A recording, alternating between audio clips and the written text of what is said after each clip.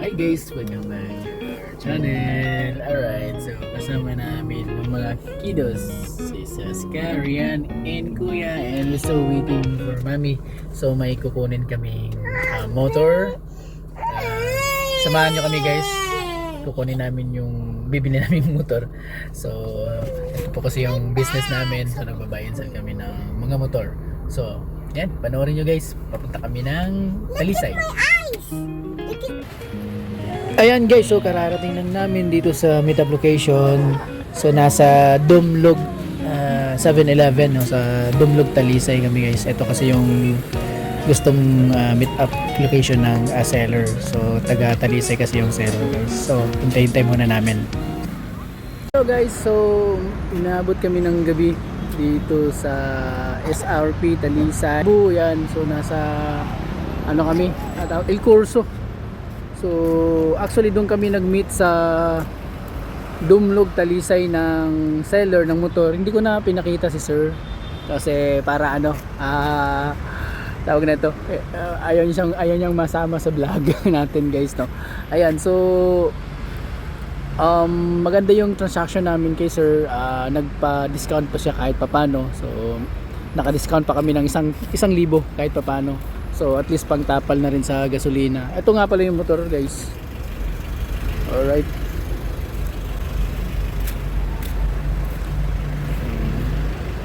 So ito Aerox na first generation. Maganda pa to. Abangan nyo to sa ano guys, sa Riders Moto Trading. Bibenta natin yan. Pwede rin pang swap. At the same time yan, ang ginagawa natin ngayon guys is nagse-set up tayo ng pagkakargahan ng ating motor. Ayan. Actually hindi naman siya expired. Pwede ko naman siyang drive van. Tapos si Mrs. yung magta-drive. Pero pagod daw si Mrs. Kasi naglaba kasi kanina. Ayan.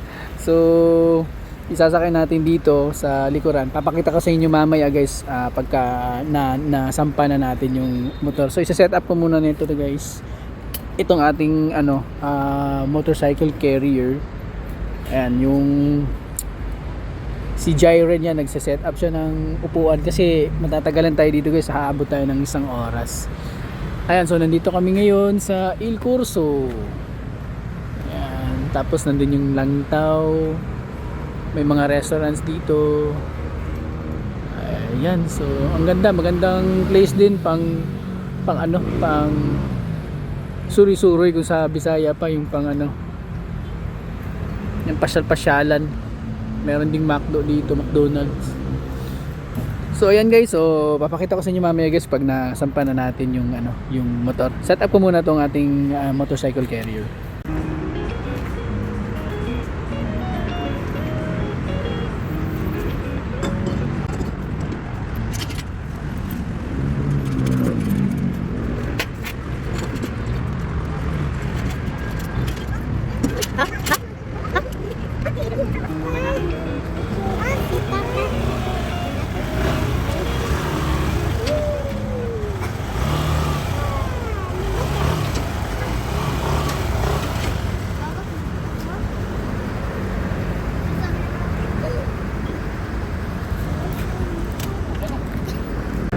Alright guys, so ayan, kunin muna natin ito yung susi. Ayan. So naisampa na natin yung ating pong motor. So ayan siya guys.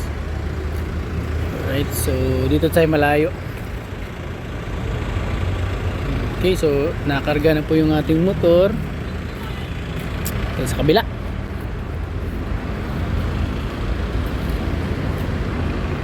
Okay, so syempre nilagyan natin ng ng tawag nito extension or extended na taillights kasi hindi makikita yung likuran ng sasakyan, yung taillights ng sasakyan kapag pag may nakasunod, so hindi makikita kung alright, okay.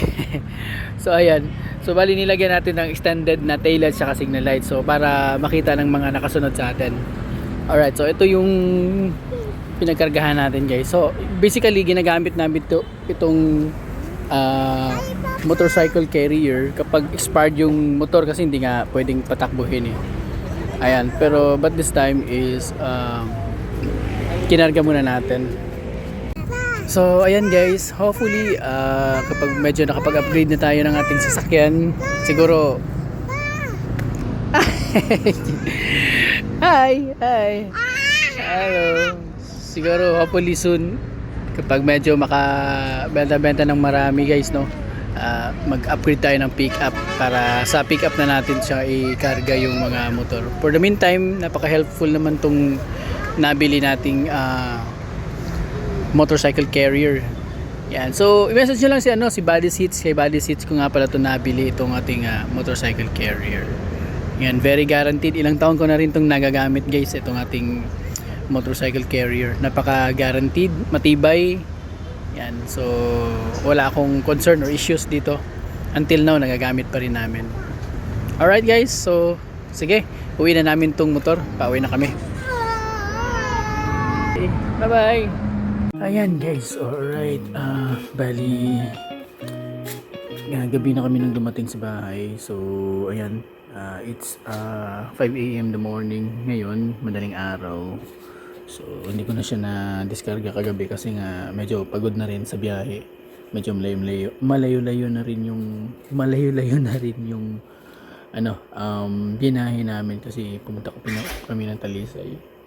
So ayan, kailangan ko na to siyang i-discarga ngayon kasi may mga dumadaan ding mga kapitbahay dito sa amin. So ayan guys, abangan nyo rin yung mga ibang vlog ko. Punta din tayo dun sa shop or sa showroom namin mamaya. Papakita ko sa inyo yung mga available na mga motor. So ayan, sa mga gustong magbenta or gustong bumili ng mga second hand na mga motorcycles, just PM me. I-PM nyo lang si Riders Moto Trading. Yung location pala namin guys is nasa Lapu-Lapu. So magbibisaya ako. O sa katong mga gustong mapalit og second hand nga motor or mga gusto magbaligya og sa ilang mga unit sa ilang mga motor, just PM me or PM ni Riders Moto Trading kanang naa sa screen. Kana i-PM lang ninyo na guys. Atong tanawon ang inyong selling price kung pasok sa among budget. So yeah, let's deal, no? Alright, so ayan, maraming salamat po. Thanks for watching. Have a nice day.